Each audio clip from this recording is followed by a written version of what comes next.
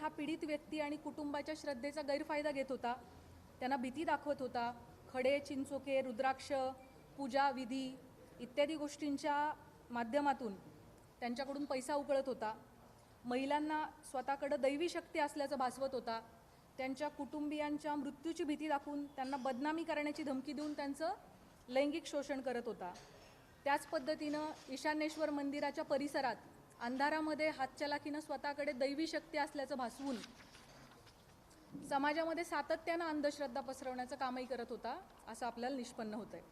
महिला अत्याचाराच्या संदर्भाने दाखल 8ही गुन्ह्यांमध्ये पीडिता आणि त्यांचे कुटुंबीय हे अतिशय धाडसाने समोर आलेले आहेत आणि त्यांनी फिर्याद दाखल केली आहे, त्याच्यामुळेच आपण आरोपीवरती कायदेशीर कारवाई करू शकत आहोत। आपल्या सगळ्यांच्या माध्यमातून मी आवाहन करू इच्छिते की या महिलांनी लोक काय म्हणतील या भीतीनं अन्याय सहन केलेला आहे आणि आता अतिशय धाडसाने कुटुंबाला विश्वासात घेऊन त्यांनी गुन्हे दाखल केलेले आहेत, त्यामुळे त्यांची ओळख उघड न करणे, सोशल मीडियावरती त्यांचे व्हिडिओज न पसरवणे, आपल्या मोबाईल्समध्ये असे व्हिडिओ न बाळगणे हे आपल्या सगळ्यांचं नैतिक कर्तव्य तर आहेच, पण त्याचबरोबर माननीय सर्वोच्च आणि उच्च न्यायालयाचे देखील तसे कठोर निर्देश आहेत। त्यांची ओळख गोपनीय राहणे आणि त्यांच्या खाजगी बाबींची सार्वजनिक चर्चा न होणे हे त्यांच्या मानसिक आरोग्यासाठी आणि त्यांचं धैर्य टिकून राहण्यासाठी अतिशय गरजेचं आहे आणि म्हणूनच न्यायसंस्थेनं वारंवार absolute ban on identity disclosure अशी भूमिका ठेवलेली आहे। अशा केसेसमध्ये पोलिसांच्या पत्रकार परिषदा बाबतीत देखील मर्यादा निश्चित करण्यात आलेल्या आहेत। पीडितेच्या गोपनीयतेचा भंग ज्या समाज माध्यमातून झाला आहे अशा प्लॅटफॉर्मवरून ती माहिती हटवण्याबाबत न्यायालयाचे निर्देश आहेत। पीडिता किंवा कुटुंबियांच्या मुलाखती घेण्यास बंदी आहे। अंतिम निकाल येण्यापूर्वीच आरोपीच्या प्रतिष्ठेला हानी पोहोचवणारे आणि माध्यमांद्वारे चालवणारा खटला, ज्याला आपण मीडिया ट्रायल असं म्हणतो, अशी परिस्थिती निर्माण करणारे किंवा केवळ तर्कवितर्काच्या आधारित वार्तांकन टाळावे असे निर्देश देखील माननीय उच्च आणि सर्वोच्च न्यायालयांनी प्रसारमाध्यमांना दिलेले आहेत। कलम 72 BNS लैंगिक अत्याचाराच्या पीडितांची ओळख उघड करणाऱ्यांना शिक्षेस पात्र ठरवते।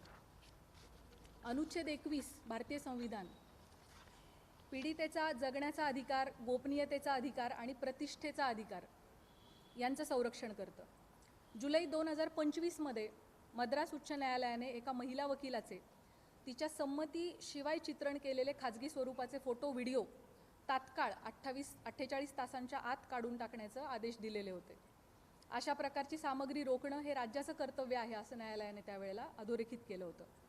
SITकडे असणाऱ्या गुन्ह्यांमधील पीडितांचे आक्षेपार्ह व्हिडिओ जे आहेत, जे प्रसारित झाले होते, त्याच्या एकूण 4650 लिंक्स SITच्या सायबर टीमने, आपली जी टीम आहे 24 लोकांची, यामध्ये 4 लोकांची सायबर टीम आहे, या सायबर टीमचं पूर्ण वेळ कर्तव्य हे होतं की प्रत्येक काही मिनिटांनी काही नवीन अपलोड झालंय का ते शोधणं आणि त्याला रिपोर्ट करणं। सो आपली ही जी SITची सायबर टीम आहे तिने महाराष्ट्र सायबरच्या मदतीनं आतापर्यंत 4650 लिंक्स ह्या डिलीट करून घेतलेल्या आहेत। त्याच पद्धतीने सोशल मीडियावरती आक्षेपार्ह पोस्ट पुन्हा पुन्हा टाकणाऱ्या एकूण 451 अकाउंटला कायमस्वरूपी काढून टाकण्यात आलेला आहे। पीडितांचे आक्षेपार्ह व्हिडिओ प्रसारित केल्याप्रकरणी आतापर्यंत 2 गुन्हे देखील दाखल झालेले आहेत। सदरचे गुन्हे हे सातपूर पोलीस स्टेशन नाशिक शहर आणि कोपरगाव पोलीस स्टेशन अहिल्यानगर या ठिकाणी दाखल असून संबंधित घटकच त्याचा तपास करत आहेत आणि त्यामध्ये आजपर्यंत एकूण 6 आरोपींना अटक देखील करण्यात आलेली आहे।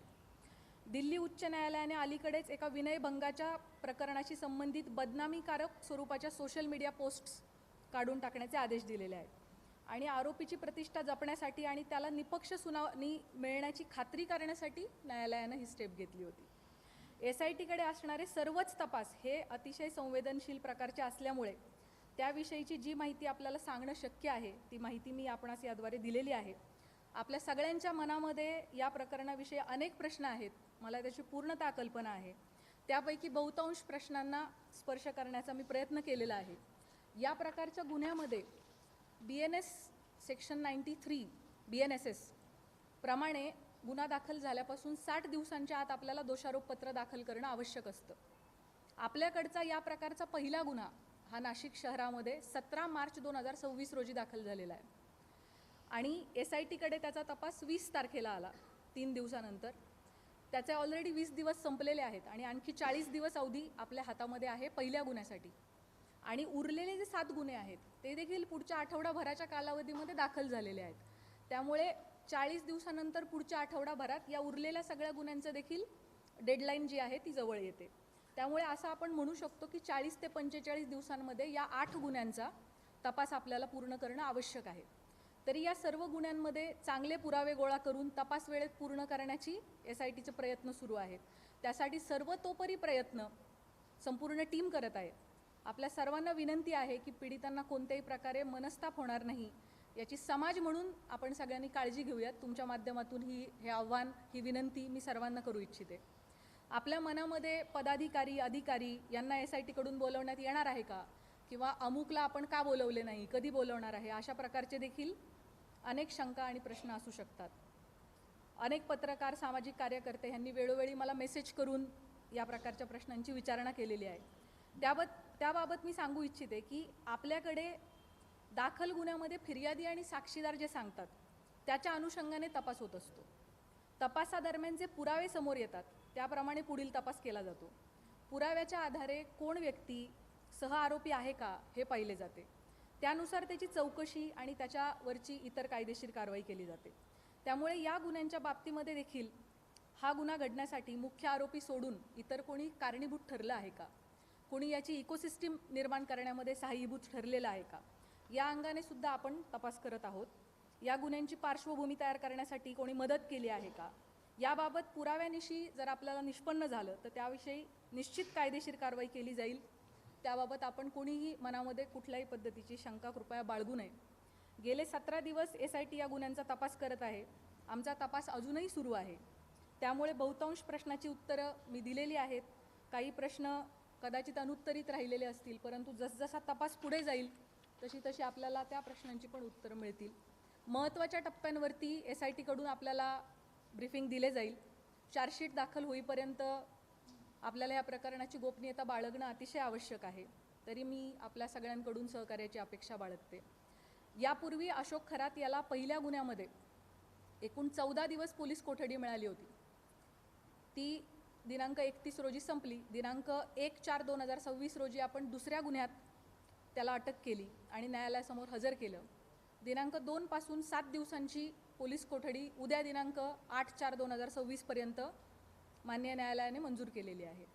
आता यानंतर पुढील गुन्ह्यामध्ये पोलीस कोठडी आपल्याला मिळावी यासाठी आपण माननीय न्यायालयाला विनंती करणार आहोत. या दरम्यान तुम्हाला माहीत आहेच की काही कारणांसाठी आपण VCद्वारे न्यायालयामध्ये आरोपीला हजर करण्याची परवानगी मागितली होती आणि मागच्या हिअरिंगच्या वेळेला माननीय न्यायालयाने तशी परवानगी आपल्याला दिली होती. खरातच्या आर्थिक व्यवहार, प्रॉपर्टीज इत्यादींच्या अनुषंगाने देखील आपल्या मनात भरपूर प्रश्न आहेत, त्याची मला कल्पना आहे. त्याबाबत मी सांगू इच्छिते की या प्रकरणामध्ये EDने दखल घेतलेली आहे. EDने विशेष तपास पथकाला जी माहिती मागितली आहे आमच्याकडून ती सगळी माहिती आम्ही त्यांना पुरवलेली आहे आणि भविष्यात देखील EDला आमचे पूर्णपणे सहकार्य असणार आहे. भारतीय राज्यघटनेच्या कलम 51 मध्ये भारतीय नागरिकांची मूलभूत कर्तव्ये सांगितलेली आहेत. त्यामध्ये वैज्ञानिक दृष्टिकोन आणि चौकस बुद्धीचा विकास करणे हे आपल्या सगळ्या नागरिकांचे मूलभूत कर्तव्य आहे असं आपलं संविधान सांगतं. या निमित्ताने भविष्यात अंधश्रद्धेपोटी महिलांचं शोषण घडू नये, कोणीही कुठल्याही बंधूच्या फसवणुकीला समाजाने बळी पडू नये यासाठी सतर्क आणि चौकस राहण्याचं आव्हान मी आपल्या मार्फतीने सर्व नागरिकांना करू इच्छिते. अतिशय शॉर्ट नोटीसवर सर्व पत्रकार बंधू भगिनी ह्या प्रेस कॉन्फरन्ससाठी उपलब्ध झालेले आहेत, उपस्थित झालेले आहेत. त्या सगळ्यांचे मी मनापासून आभार मानते आणि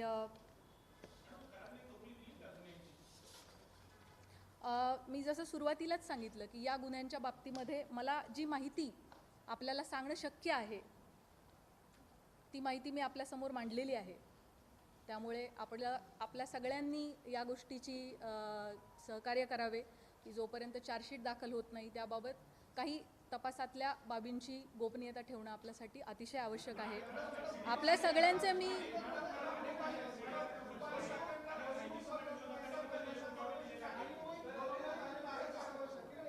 मी आपल्याला मला वाटतं ह्या सगळ्या प्रश्नांची उत्तरं मी ऑलरेडी आपल्याला दिलेली आहेत. CDR लीकच्या बाबतीमध्ये आपण मला एक प्रश्न आत्ता जस्ट कोणीतरी विचारलाय, ज्याचं प्रश्नाचं उत्तर मी दिलं नव्हतं, तेवढं मी देते आणि आपण थांबूयात. अल्पवयीन यामध्ये कोणीही नाही आहे. दुसरा जो प्रश्न CDRच्या बाबतीत, याची शासन स्तरावरती चौकशी होत आहे. त्या बाबतीत चौकशीत जे काही निष्पन्न होईल ते आपल्यासमोर येईल. थँक्यू. जय हिंद, जय महाराष्ट्र.